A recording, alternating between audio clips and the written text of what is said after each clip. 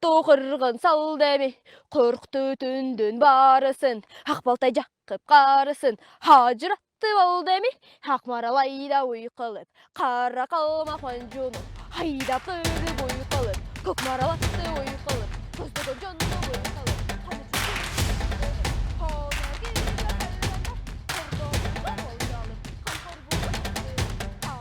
Бул манас айтууга сизге ким түрткү берди?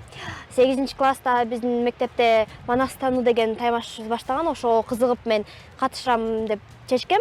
Бирок жалгыз эмети албай мен Уркунбаева Динара Уркунбаевна деген мугалим жардам берди. Хонекиге калганда хордо бузу толжалып, канкор бурут ыттыгып, кардан чамынса арсландай толгонуп, атагын угуп манасты. Мен ойлоп атам да, манасты айткан киши эч качан аны таштабаш керек да. Анан келечекте азыр 11-класста бүткөндөн кийин психологко тапшырам. Бирок манасты айтам, таштабайм.